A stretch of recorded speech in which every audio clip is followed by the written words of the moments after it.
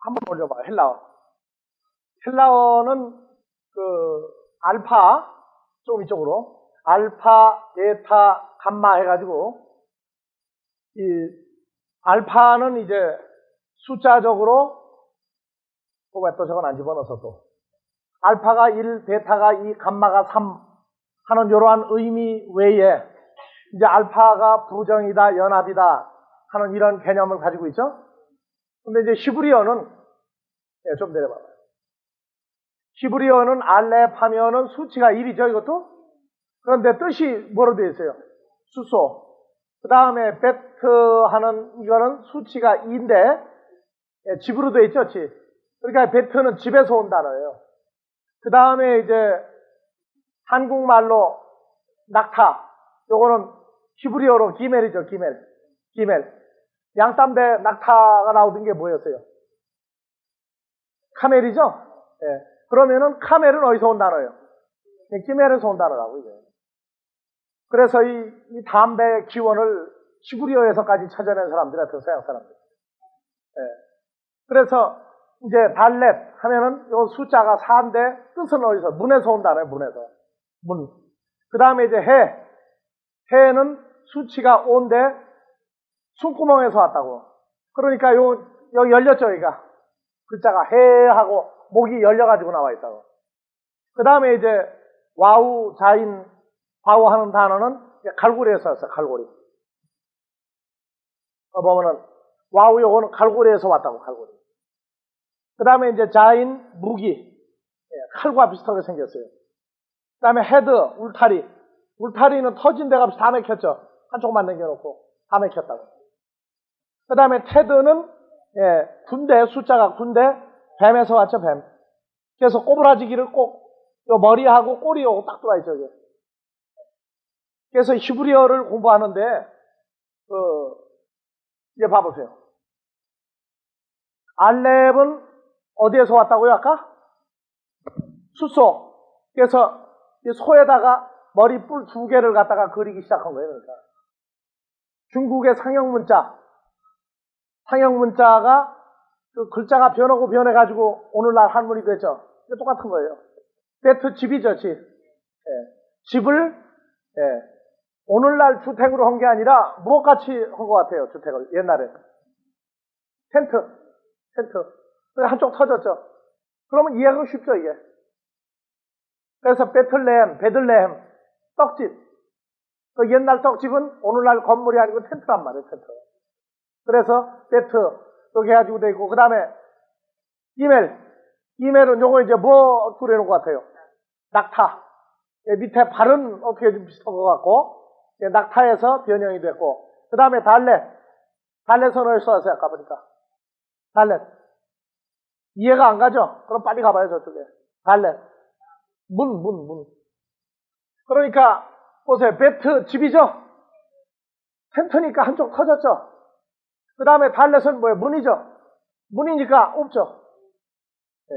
우리가 생각하는 문으로 생각하지 말고, 텐트 걷어버리면 문 아니에요. 그러니까 걷어져 키니까 아무것도 없지, 이쪽에. 그래서 이게 뭐냐, 이게 달래요.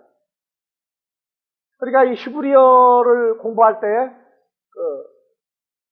히브리어의 이 글자는 중국 문자같이 상형 문자, 어떤 것을 변화시켜가지고 온 것이라는 걸 여러분들이 기억을 해요. 그리고 이제 그 다음에 뭐였어요? 해는 뭐라고 써요, 이거는? 숨구멍. 열렸죠? 그래서 입을 다물고 살으라고 그래, 입을 다물고. 입 열면 뭐가 나간다고요? 복이 나간다고 그러죠? 평소에 입 열고 있으면은 뭐가 나가는 거예요? 복의 말씀이 나가버리죠? 그러니까 평소에 입 다물고 있다가 복음 전할 때만 입 열라고 말이에요. 그러고 이제 요거는 뭐예요? 와우, 바우. 요건 뭐라고요? 갈고리에서 온다. 갈고리. 그 다음에 자인. 요거는 무기에서 온 거예요, 무기. 어떤 무기 같아요? 양날 도끼 같아요? 이쪽으로 보면 뭐 같아요? 갈고리 같고, 이쪽으로 보면 칼 같고, 그 다음에 해트. 이건 뭐예요? 봐봐요, 저쪽에. 울타리죠, 울타리. 이게 소가 아니고, 웬 울타리를 이렇게 그렸는지. 이거 텐트로 보면 이해가죠? 텐트로 보면 이해간다고요. 우리는 울타리 하면 꽉 막아버린 울타리만 생각하죠? 근데 유목민족으로 생각할 때 울타리는 걷어올리면은 울타리지 뭐 이게. 이해가죠 이제? 그 다음에 이건 무슨 자예요? 네, 뱀에서 온 단어 이게. 그래서 머리, 꼬리, 펫. 그 다음에 요도는 어디서 온 단어 같아요? 맞아요? 봐봐요. 요도 손 맞나? 손. 요도 손 하나 딱. 그 다음에 카프. 이건 굽은 손. 카프. 손이 굽었다. 카프. 그 다음에 라멧. 라멧은 뭐예요? 소머리 막대기. 소머리 막대기. 좀 뭔가 좀 비슷한 것 같아요? 우리는 소머리 막대기 하면 고전 막대기만 생각을 하는데 이 사람들은 굽은 막대기를 써요. 그 다음에 이제 또 봐보세요. 맴은 어디서 온 단어예요? 맴이요? 맴은 뭐 같아요, 이거? 자, 봐봅시다. 맴. 물. 봐봐요, 그림 잘 봐봐요, 이제. 올려요. 물 같아요? 그 다음에 눈은 무슨 뜻이었어요? 물고기. 이런 물고기 본 적 있어요? 이게 변화가 돼가지고 온 거예요, 전부 다. 그 다음에 싸맨 것 같아요? 자, 싸맨 봐봐요. 뭐라고 돼 있어요? 지주, 버팀대. 그 다음에 아인. 어디 갔어요, 아인은? 아인은 눈이죠, 눈. 그 다음에 폐, 입. 맞아요? 아랫이빨은 없어요. 이건 위이빨만 있지. 폐. 하고 아랫이빨 빠진 사람 없어요. 그 다음에 차대는 무슨 글자예요? 낚시바늘 같아요? 올려보세요. 낚시바늘. 어느 쪽으로 걸리면 못 나가게 되세요? 끝매는 데가 어디예요? 여기에요? 끝매는 데가. 하여튼 이건 낚시바늘에서 왔다 생각을 하고 낚시바늘을 연상해요. 그 다음에 호프는 어디서 왔어요? 바늘귀. 올려보세요. 바늘귀. 이건 오늘날 바늘이 아니죠. 옛날 뼈 같은 걸로 만드는 바늘이니까. 예. 그 다음에 레쉬는 어디서 왔어요? 머리요? 근데 여기 뭐 그려놨어요? 촛대 그려놨죠. 이거 참 희한한 일이에요, 이게 지금. 그 다음에 타우. 쉰 한번 봐보세요. 뭐로 왔는지. 이빨에서 왔죠? 타우. 십자가. 그래서 이런 그 유래를 놓고 글자를 히브리어를 공부할 때 우리가 이 문자로 하는 거 딱 한 번 보여주고 안 했었는데 히브리어 공부할 때 이런 그 그림으로 된 문자를 놓고 자기들만 이게 연구한 거라고 가르치는 사람들이 있어서 자기들이 연구한 겁니까? 그전부터 있던 겁니다. 이게. 그전부터 있어 온 거예요. 그걸 자기들이 연구했다고 가르치는 사람이 있어서 여러분들에게 얘기해 주는 겁니다. 그래서 지금 여기 나오는 거는 히브리어 조하르 혹은 세페르 혹은 조하르 빛의 책이다. 그런 이름으로 알려진 작품으로 13세기 스페인의 카발라주의자는 한 가지 우화를 생각했는데 우화에서 책상을 얻은 현대 판화가 아브라함 크롤 히브리어 알파벳의 전통적인 모양을 상징화하여 표현했다. 그러니까 이게 언제 만들어진 거예요, 이게요? 13세기에 만들어진 거예요, 이게요. 그래서 우화에 의하면 문자도 지혜와 마찬가지로 창조에 선행하여 존재한다고 하였다. 문자는 하나님의 일에 참여하기를 원하여 하나님께 부탁했다. 이리하여 베트가 선택되어 이 문자로부터 창세기 서두에 베레시트와 모든 축복의 근원이 되는 말 바루크가 생기게 되었다. 그 집이라는 데서 왔죠. 집이 뭘로 바뀌었어요? 하나님이죠, 하나님. 그래서 베레시트와 복에 바루크라는 말이, 축복에 근원되는 말이 생겼다. 동일한 형태의 이야기가 22개의 문자를 둘러싸고 전개된다. 문자는 오른쪽으로부터 왼쪽으로 있는데 유의할 것이다 해서 이게 만들어진 게 언제라고요? 13세기에 만들어진 거예요. 그러니까 이런 그림을 가지고 누가 얘기하거든 히브리 전래 전통적인 건 아니에요. 아셨죠? 무슨 얘기죠? 13세기에 만들어진 거예요. 그러니까 이런 걸 놓고 자기들만이 이런 방법으로 히브리어 가르친다고 하거든 이제 여유를 가지고 대하라고 말해. 그런 사람들 만나거든. 그래서 이거 복사해가지고 지금 보여주는 거예요. 자, 계시록으로 들어갑니다. 14장 10절부터 그도 하나님의 진노의 포도주를 마시리니 그 진노의 잔에 섞인 것이 없이 부은 포도주라. 거룩한 천사들 앞과 어린 양 앞에서 불과 여왕으로 고난을 받으리니 11절 그 고난의 연기가 세세토록 올라가리로다. 짐승과 그의 우상에게 경배하고 그 이름의 표를 받는 자는 누구든지 밤낮 쉼을 얻지 못하리라 하더라. 12절 성도들의 인내가 여기 있나니 저희는 하나님의 계명과 예수 믿음을 지키는 자니라. 그 성도들의 인내. 요 인내는 무조건 참자가 아니라 어디서 온 인내입니까? 하나님의 계명이 무엇인지를 알고 예수의 믿음을 지키는 증거, 이걸 가지고 있는 사람이에요. 거기서 온 인내라고요. 무조건 참자가 아니에요. 계명과 예수의 증거 두 가지가 연합이 된 사람들만 인내할 수 있는 인내예요. 그래서 11절에 경배하다. 경배하다 하는 단어가 올려보세요. 경배하다. 우상에게 경배하고 프로스큐네오. 프로스큐네오. 그래서 이 단어는 프로스큐네오는 합성어입니다. 경배하다가. 경배 또는 경배하다가 합성어예요. 그래서 어느 단어의 합성어입니까? 보니까 프로예요, 프로스예요? 프로스죠? 프로스는 뭡니까? 프로스 뭐뭐 함께해요. 무엇을 향하여요. 무엇을 향하여죠? 향하여. 그 다음에 또 무슨 단어가 있어요? 프로스 큐온. 큐온. 큐온 이게 개예요. 개. 그래서 개가 어디를 향하여 그 말이에요. 어디를 향하여 엎드려서 경배하다는 얘기 나오죠. 그래서 프로스 더하기 큐. 히브리어에서는 샤하 그래. 샤하. 개를 샤하.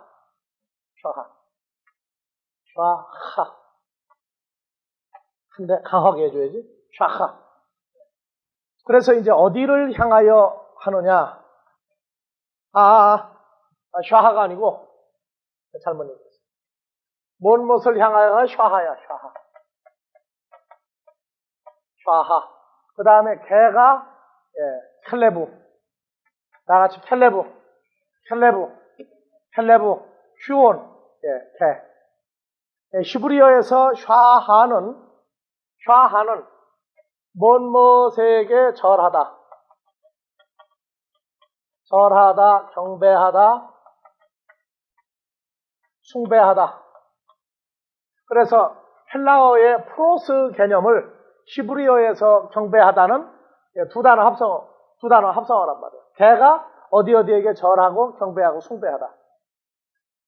그러니까 헬라어 프로스 뭔 것을 향하여가 아주 구체적으로 다 같이 샤하 열려있죠? 샤하. 그래서 개가 어디를 향했는데 향하여 뭐하다? 숭배하다, 절하다, 경배하다. 그런 의미를 가지고 있어요. 그래서 구약에서 개가 이사야서 56장 9절, 10절, 11절. 들의 짐승들아, 살림 중에 짐승들아, 다 와서 삼키라. 그 파수꾼들은 소경이요, 다 무지하며 벙어리 개라. 능히 짖지 못하며 다 꿈꾸는 자요, 누운 자요, 잠자기를 좋아하는 자니. 이 개들은 탐욕이 심하여 족한 줄을 알지 못하는 자요. 그들은 몰각한 목자들이라. 다 자기 길로 돌이키며 어디 있는 자든지 자기 이만 도모하며 피차 이르기를 오라 내가 포도주를 가져오리라. 우리가 독주를 잔뜩 먹자. 내일도 오늘같이 또 크게 넘치리라 하느니라. 그래서 이 사람들 주로 마시는 게 독주죠. 독주. 독주 또는 뭐도 나왔어요. 포도주를 가져오리라 나오죠. 포도주, 독주 두 가지를 먹죠. 이것이 뭘로 바뀌어요? 진노의 음행의 포도주하고 다 일치하는 거라고요. 그러니까 구약에서 개는 진짜 개도 있죠. 진짜 개도 있는데 개는 하나님 앞에 갈 수 있습니까? 없습니까? 갈 수 없죠. 왜 못 갑니까? 아니, 율법으로 따졌을 때 개, 짐승은 부정한데 왜 부정해요? 되새김질도 못하고 또 굽이 갈라지죠. 근데 개는 토했던 것도 먹긴 먹어요, 못 먹어요? 그럼 그거 먹으면 되새김질입니까? 아닙니까? 그건 아니죠. 네. 그래서 구약에 나오는 개는 굉장히 아주 좋아요. 자, 10절부터 봐봐요. 자, 여기 이 개들은 어고 나오죠. 개들이 누구냐? 파수꾼들이죠. 하나님 나라를 보고 지키고 간수해야 될 존재들이에요. 일꾼들이에요. 이게 소경이고 무지하며 벙어리 캐고 누굴 보고 지서야 되는데 가만히 있어요. 그렇죠. 저희하고 똑같은 놈들 보면 지서야 되는데 안 짓는단 말이에요. 하나님 나라 지켜야 되는데 안 지켜요. 벙어리 개라 능히 짓지 못하며 꿈꾸는 자요 누워 지내기 좋아하는 자요 잠자기 좋아하는 자요. 이 개들은 탐욕이 심하며 족한 줄을 알지 못하는 자요. 그들은 몰각한 목자들이라. 다 자기 길로 돌이키며. 그래서 하나님 떠난 목자들을 뭐라고 얘기합니까? 개들이라고 그래요. 개들. 그래서 하나님께로 돌이킨 자도 뭐라고 합니까? 그럼 이제 개는 개인데 송자가 다른 개죠. 왜 개소리 나오니까 좀 이상해요? 경배하다는. 그래서 이 헬라어나 히브리어 좀 공부한 사람은 개가 주인 앞에 쫙 뻗고 어떻게 해요? 꼬리를 살살살 흔드는 게 주인 앞에 완전히 순종하는 자세죠. 거기 어느 종파는 보니까 땅바닥에 딱 뻗습니다. 뻗어. 네? 그래서 이 개 얘기 나오면 개가 어디를 향하여 숭배하다, 누구에게 절하다, 경배하다. 바로 그 내용이란 말이에요. 우리는 어때요?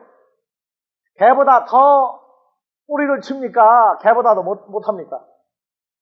여러분들 개 하면은 자꾸 나쁜 쪽만 신경을 써요. 좋은 쪽도 좋아요, 개는. 주인에게 충성하는 개는 진짜 좋은 개예요. 그러니까 뱀 하면은 무조건 나쁜 쪽만 생각하는 것도 고쳐야 되고, 개 하면은 무조건 된장 바르는 개만 생각하지 말라고요. 주인에게 불순종하는 개도 있어요. 된장 바른다 그러면 또 그냥 입맛 다시지 말고. 자, 그래서 신명기 30장, 신명기 4장 19절 먼저 봐봐.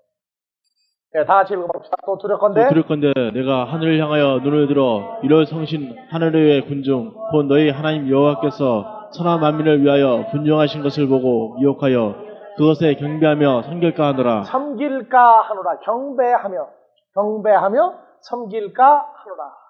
그래서 하늘의 1월 성신 해와 달과 별들은 하늘 위에 해, 달, 별입니까? 군중입니까? 군중이죠? 어느 군중이에요? 여호와 하나님은 해요, 둥창의 정의는 확실한 정의는 달이요, 많은 사람을 선한 대로 돌아오게 한 사람 별들이요 나오죠? 절하지 마라. 금절에도 정월 대보름 지났죠? 어느 때에 보름달을 보면 시집을 잘 간다고 합니까? 어느 때 달을 보면? 정월 대보름에 추석에 해보고도 싹싹 빌고 물 떠놓고 절하죠. 달 보고도 절하죠. 별 보고도 절하죠. 그게 언제부터 그런 풍습들이 있었어요? 이스라엘 백성이 가나안에 들어가 보니까 가나안에 있는 족속들이 그런 해나 달이나 별을 보고 또 애굽에 피난을 갔더니 애굽에 종살이 할 때 보니까 애굽의 바로가 뭐로 나옵니까? 애굽 사람들의 뭐로 나와요? 태양이죠, 태양. 그래서 일찍이 세상에 속한 사람들도 해나 달이나 별을 자기들하고 대조를 하도록 만들었어요. 그래서 임금이 앉는 뒷자리에는 뭘 그려놓고? 용상에 뭘 그려놔요? 해나 달이나 별들 그려놓고 그랬어요. 근데 절하지 마라. 왜냐? 섬기지 마라. 뭐라고 하세요? 20절. 여호와께서 너희를 택하시고 너희를 샘물무 곧 애굽에서 인도하여 내사 자기 기업의 백성을 삼으신 것이 오늘과 같아도 예. 그래서 우리 때문에 만들어 놓은 하늘에 해와 달과 별들이 있다. 뭐 절하지 마라. 경배하지 마라. 신명기 30장 17절. 그러나 내가 만일 마음을 돌이켜 듣지 아니하고 유혹을 받아서 다른 신들에게 절하고 그를 섬기면 내가 오늘날 너에게 선언하노니 섬기면이 저게 경배함이에요. 경배하면 내가 오늘날 너에게 선언하노니 너희가 반드시 망할 것이라 너희가 요단을 건너가서 얻을 땅에서 너희 날이 장구치 못할 것이니라. 네, 그래서 하나님의 백성은 하나님 이외에 우리 주 예수 그리스도와 아버지 하나님 이외에 어디도 섬기거나 절하지 말라. 어디도 섬기거나 절하지 말라. 심지어 뭐라고 그랬어요?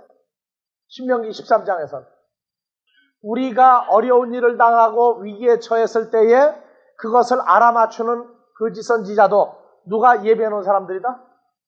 나 여호와가 예비해 놓은 사람들이다. 너희가 위기에 처했느냐? 너희가 환난을 처했느냐? 생명이 왔다 갔다 하느냐? 그때에도 우리는 무엇을 먼저 우리에게서 요구하신다고요?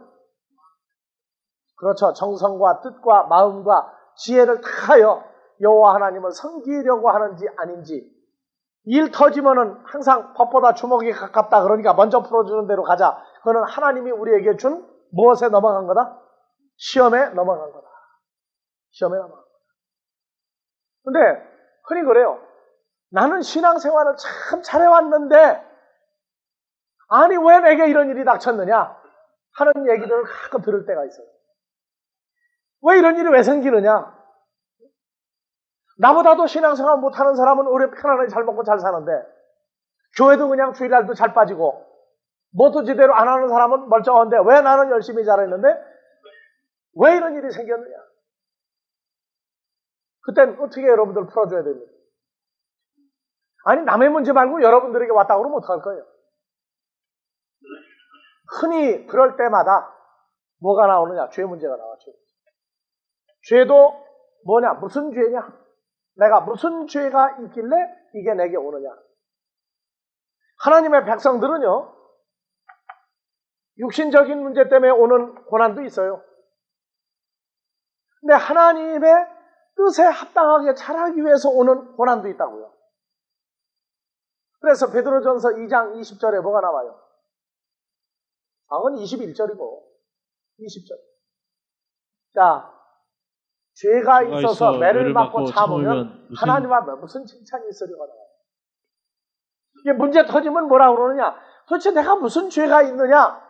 그러고 조목조목 따지면 또 죄가 또 잘 나와요. 또 보면은. 여러분들이 성경에 올바로 쓰지 못하면 세상 사람하고 똑같은 상태에서 문제를 처리하고 넘어가려고 합니다. 죄가 있어 매를 맞고 참 무슨 칭찬이 하나님께 있으랴. 오직 선을 행함으로 고난을 받고 참으면 이는 하나님 앞에 아름다우니라. 근데 선을 행하기 전에 선을 행할 수 있는 사람으로 키울 때에도 고난이 있어요. 또 무슨 고난이 있어요? 선을 행할 수 있는 사람으로 자라게 할 때 오는 고난이 있다고. 무슨 고난이 있어요? 핍박과. 그게 왜 와요? 마태복음 13장 얼핏 생각나야죠? 뭐가 나와요? 뭐가? 네 가지 밭 중에서 20절 돌밭에 뿌리웠다는 것은 말씀을 들을 때 기쁨으로 하거나 말씀을 인하여 환난이나 핍박이 오면 넘어져 버리게 되어 있는 자다. 그러니까 우리도 넘어지는지 안 넘어지는지 보려면 뭘 줘봐야 돼요? 환난과 핍박이 올 수가 있죠. 환난과 핍박은 어떤 형태로도 온다고요? 우리가 예상치 못했던 방법을 통해서 올 때가 있어요. 예상치 못했던 방법을 통해서 그 옆으로 치고 들어올 때도 있다고요. 왜? 하도 앞으로 방벽을 많이 쳐놓으니까 옆으로 또 뒤로 치고 들어오실 때도 있어요. 이게 기습을 올 때가 있다고, 기습을. 요런 거는 내가 잘 지키죠 하는데 전혀 감당치 못한 쪽으로 올 때가 있어요. 근데 문제가 올 때 우리는 어떡하나? 고린도전서 10장 13절 감당치 못할 시험당함을 허락하는 일이 없다. 또요. 문제가 올 때 결과를 미리 알면은 감사해야 돼요? 슬퍼해야 돼요? 감사해야 되죠. 우리는 결과를 아는 사람들입니까? 결과가 망하게 되어 있는 사람들입니까? 알죠? 그렇다면 걱정하지 말라. 그렇다면 걱정하지 말라. 그래서 불같은 시험이 오는 것을 어떻게 하지 마라? 야고보서 1장 12절. 시험을 참는 자는 복이 있도다. 이것에 옳다 인정한 시험을 받은 후에 주께서 자기를 살아가는 자들에게 약속하신 생명의 멸류관을 얻을 것임이니라. 다시 읽으세요. 시험을 참는 자는 복이 있도다. 이것에 옳다 인정하심을 받은 후에 주께서 자기를 사랑하는 자들에게 약속하신 생명의 멸류관을 얻을 것임이니라. 예, 13절. 사람이 시험을 받을 때 내가 하나님께 시험을 받는다 하지 말지니 하나님은 악에게 시험을 받지도 아니하시고 친히 아무도 시험하지 아니하시느니라. 오직 각 사람의 시험을 받는 것은 자기 욕심에 끌려 미혹됨이니. 그러니까 욕심이 발동을 안 하면 시험 받을 일이 생깁니까? 안 생깁니까? 그럼 욕심 발동하게 하는 건 누굽니까? 나예요? 하나님이에요? 그런데 13절 뭐라고 그랬어요? 사람이 감당한 시험 받을 때 내가 어디로 가요? 안 보고도 암송하는 거예요, 저 지금? 요즘 고린도전서 10장 13절 아니요? 암송을 해버렸구만 아예. 자, 이건 야고보서 1장 13절이요. 약 오르지 말고 잘 읽어. 자, 사람이 시험 받을 때 내가 하나님께 시험을 받는다 하지 말지니 하나님은 악에게 시험을 받지도 아니하시고 친히 아무도 시험하지 아니하시느니라. 사실 우리 시험하죠. 시험해요. 그래서 14절. 오직 각 사람이 시험을 받는 것은 자기 욕심에 끌려 미혹됨이니. 욕심거리를 줄 때 시험 받죠. 근데 욕심을 안 내고 있으면 시험 받을 일 없죠. 그러면 욕심거리를 가지고 있을 때도 있어요. 왜? 주워 보면은 딱 집어넣어놓고 이걸 감추거든. 그럴 때 뭘 한다? 시험거리가 온단 말이에요. 이 시험거리가 와도 걸리는 거 없으면 아무 탈 없죠. 그래서 욕심이 잉태하면 죄를 낳고 죄가 장사하면 사망을 낳느니라. 그런데 16절 뭐라고 했어요? 내 사랑하는 형제들아 속지 말라. 가장 속지 좋은 마라. 이거 잘 읽어요. 속지 마라. 우리를 향한 모든 문제들이 아버지의 선하신 것에 대한 결정이 나와요. 베드로전서 4장 12절. 사랑하는 자들아 너희를 실현하려고 오는 불시험을 이상한 일 당하는 것 같이 이상히 여기지 말고 오직 너희가 그리스도의 고난에 참여하는 것으로 즐거워하라. 예. 그래서 이 불시험은 사람으로 하여금 팔딱팔딱 뛰게 만드는 시험이 불시험이요. 결과적으로 뛴다고 이제 못 앉아 있어요. 이런 일도 올 수 있다고 말이에요. 무슨 죄가 있어서 매를 맞는 게 아니라 멀쩡한데도 오는 시험거리가 올 수가 있어요. 근데 지나가고 나서 통과하고 보면은 즐거운데 막상 그 고난을 감당할 때는 어때요? 마음에 슬픔이 있어요. 슬픔. 그래서 그러한 것들을 이상하게 생각하지 마라. 당연히 올 수도 있다. 당연히. 신명기 26장 10절에 여호와여 이제 내가 주께서 내게 주신 토지 소산의 만물을 가져왔나이다 하고 너는 그것을 내 하나님 여호와 앞에 두고 내 하나님 여호와 앞에 경배할 것이며 내 하나님 여호와께서 너와 내 집에 주신 모든 복을 인하여 너는 레위인과 너희 중에 우고하는 객과 함께 즐거워할지니라. 네, 내려보세요. 어디에서 난 것 갖다가 내라고요? 토지 소산의 만물이 뭡니까? 처음 익은 거. 그럼 토지 소산은 꼭 식물성만 들어갑니까? 동물성도 들어가요, 거기요. 그럼 오늘날 논도 없고 밭도 없는 사람은 만물 내놓고 없잖아요. 여러분들 뭐 터전밭, 텃밭이라도 있어요들? 서울 살면서? 우리 집에는 텃밭이 있으니까 토지소산 만물 내가 낼 수 있어. 상추 뜯어다가 가끔 먹이니까. 하지만 여러분들 토지소산이 토지가 많아요. 고린도전서 1장에 보니까 3장 9절에 보니까 너희는 하나님의 밭이요 하나님의 집이니라. 그럼 토지소산의 만물은 어디까지 가야 됩니까 이제? 아버지가 내게 주는 자는 내게로 올 것이오죠. 그럼 오는 사람이 토지가 집이 오고 밭이 오죠. 그럼 거기서 뭐 한 거 내놔라? 만물, 천열매 내놓는다. 천열매. 첫 것을 내놓는다는 얘기는 나머지 것도 다 누구 것인데 내 것이라는 얘기예요. 그렇죠. 하나님 것인데 내 것입니다 하고 얘기하는 거예요. 결국 하나님의 소유를 인정하는 게 만물, 첫 번째 사람 내놓는 거다. 그러니까 신앙생활이 예전에 율법 아래 있을 때는 아들, 딸 없는 사람이 아들, 딸 얻어도 자식은 누가 주신, 하나님이 뭐 하신? 주신 기업이다. 그렇게 얘기하고 자식만 낳고 제 자식만 똑똑하게 크면 됐어요. 그런데 율법 아래에서 새 언약으로 들어오면 어떻게 됩니까? 하나님이 주신 기업, 분깃은 어디까지 발전합니까 이제? 복음으로 나아지는 자들까지 가야 되죠. 복음으로 나아지는 자들까지 가야 돼요. 그런데 이게 율법 아래 있는 유대인들은 딸을 낳으면 소용없고 아들을 못 낳으면 완전히 이거는 저주받은 사람으로 인정을 합니다. 이 한국에도 지금도 그 아들 사상 이게 있죠. 하지만 여러분들 남자들 하나 물어봐요. 도대체 장가가고 난 다음에 누구 맘대로 많이 삽니까? 아니 솔직하게 얘기해봐요. 아들 낳는 게 좋아요? 딸 낳는 게 좋아요? 물론 아들 옆에 앉혀놨으니까 내가 오늘 얘기는 인정을 해. 열 아들보다 딸 하나가 열 아들 부럽지 않다고 하더라고 요새는. 한국은 대통령들부터가 여튼 쩔쩔매는 사람들이야. 자, 한국만 그러냐? 서양도 마찬가지예요. 근데 왜 그렇게 아들을 원합니까? 유대인들을 빼놓고서는 세상 사람들은 무조건 그 집 씨를 유지해야 된다는 거죠. 근데 유대인들은 아들 없어도 씨 유지하는 방법이 있죠. 뭐 하면 돼요? 남자 성을 바꿔버리면 돼. 뭘로? 처갓집 성으로 바꿔버리면 되는 거예요. 앞으로 한국에 그런 남자들이 많이 나올 거예요. 이름을 호적 정리하는 데에서 통계에 의하면 한국에서 매년 몇 명이 그런 사람이 나와요. 지금. 성을 처갓집 성으로 바꾸는 사람이 있다고. 그리고 거기 안 살아. 어디로 가요 이제? 서울에서 남쪽으로 가든지 동서남북으로 헤어지든지 외국으로 가버려요. 친구들 만나면 옛날 이름, 옛날 성이야. 그런데 모르는 데 가면은 처갓집 성을 내 성으로 바꿔도 관계가 없죠. 근데 이번에 이제 동성동본을 인정했어요. 정부에서. 결혼을. 그래 잘 됐지 이제. 처갓집 성이 마누라 성하고 내 성하고 똑같으니까. 자, 세상에서 이 기준을 잡아나가는 게 전부 성경 어딘가의 흐름이 세상으로 흘러나가고 있다고 하는 것을 여튼 기억하기 바랍니다. 자, 시편 29편 2절.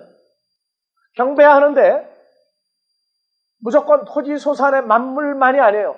자, 여호와의 이름에 합당한 영광을 돌리며 거룩한 옷을 입고 여호와께 경배할지어다. 그렇죠. 하나님께 경배하려면 거룩한 옷을 입어야 돼. 율법에서의 거룩한 옷은 뭐였어요?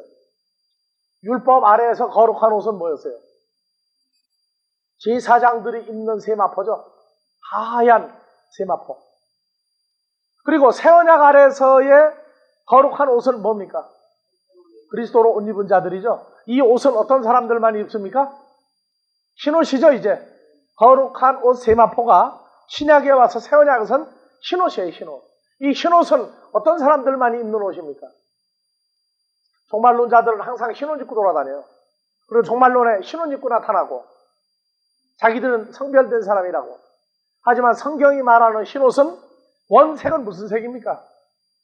세마포는 표백을 하니까 노란색이다.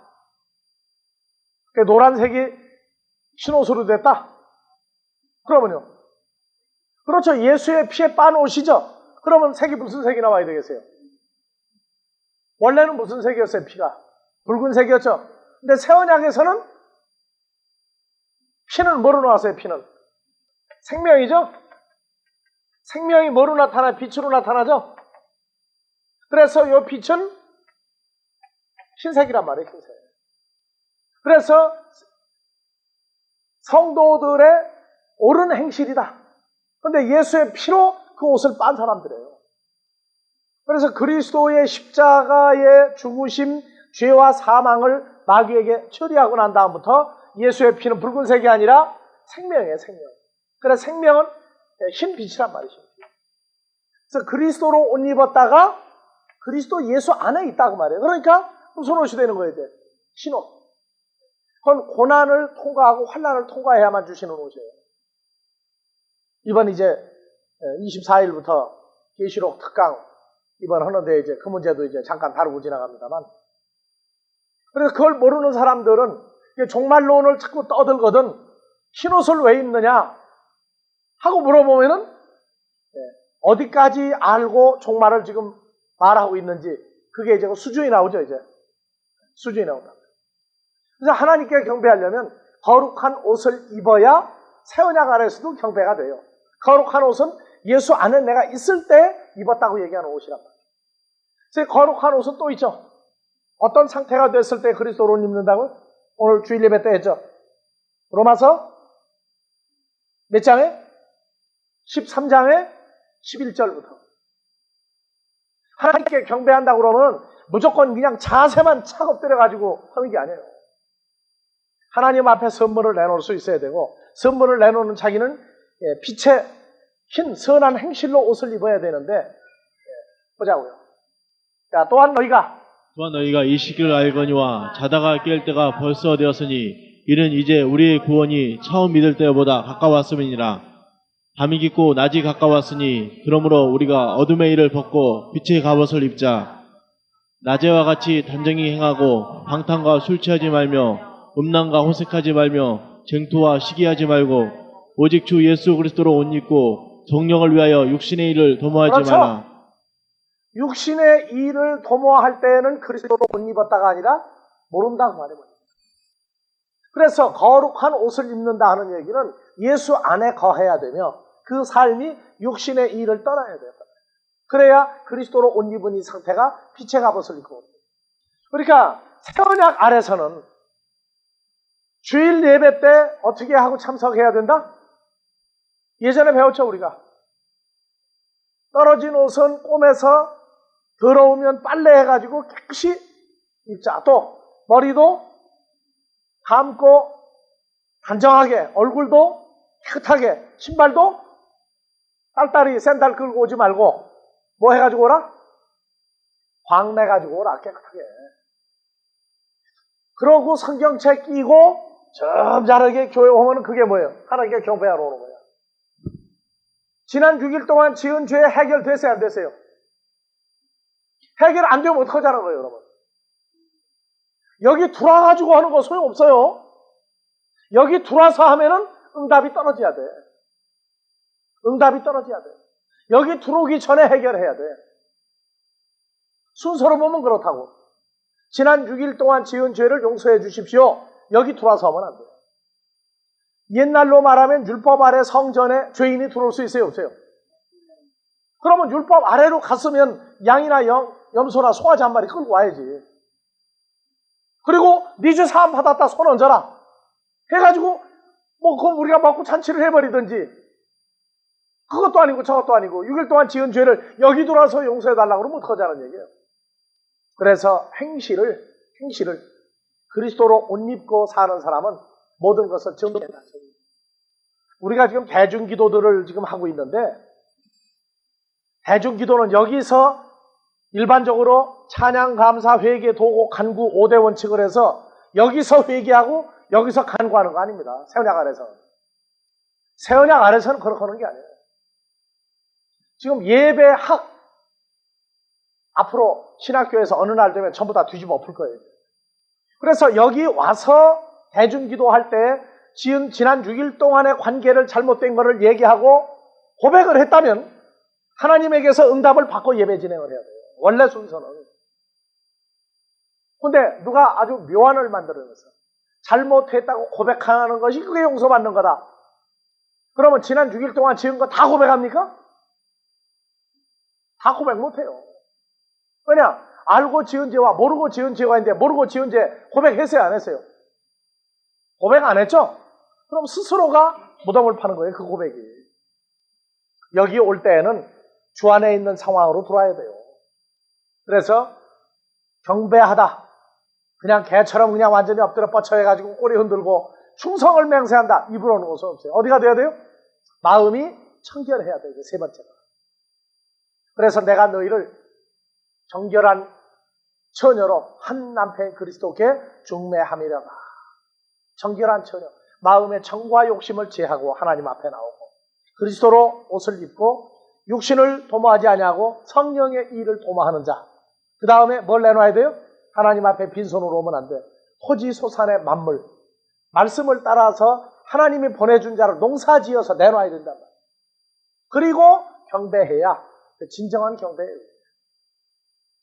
구약의 율법에 속한 사람들은 복장에서부터 말과 행동과 걸음걸이까지 얼마나 거룩거룩하고 경건을 찾습니까? 그런데 주님은 그들을 다 버렸어요. 왜? 경배는 죽자 사자 하는데 마음부터 썩었단 말이에요. 마음부터 썩은 거예요. 사람들이 다 갈지라도 소돔과 고모라를 10명의 의인이 있으면 용서한다고 하셨던 하나님의 뜻을 기억을 해야 됩니다. 악한 자가 있을지라도 아버지는 선한 자들 때문에 악한 자도 수용해 준다는 겁니다. 가론 유다가 있을지라도 11명 때문에 가론 유다 봐준 거예요. 그러니까 우리가 성장하는데 부족할지라도 앞으로 하나님 앞에 가야 될 그 먹고 저 먹고 거룩한 자들 때문에 그 믿는 자들까지 감싸서 봐주고 있다. 그러나 기도할 때 주의해서 6일 동안의 생활을 어떻게 할 것이냐도 염두에 두고 하라. 무조건 고백한다고 하나님이 알았다 오바하는 분 아니에요. 성경대로는 그런 고백하거든 내 앞에 오지 말라요. 창세기 18장 2절에 눈을 들어 본즉 사람 셋이 맞은편에 섰는지라 그가 그들을 보자 곧 장막문에서 달려나가 영접하며 몸을 땅에 굽혀 땅에 가로되 굽혀가 바로 이게 뭡니까? 경배함이에요. 그래서 한 얘기가 경배의 한 내용이 나와요. 가로되 내 주여 내가 주께 내가 주께 은혜를 입어 은혜를 입어 싸우면 싸우면 원컨대 종을 떠나 지나가지 마옵시고 4절 물을 조금 가져오게 하사 당신들의 발을 씻으시고 나무 아래서 씻어서 내가 떡을 조금 가져오리니 당신들의 마음을 쾌하게 하신 후에 지나가소서. 당신들이 종에게 오셨음이니이다. 그들이 가로되 내 말대로 그리하라. 경배하고 난 다음에 말을 받아들이죠.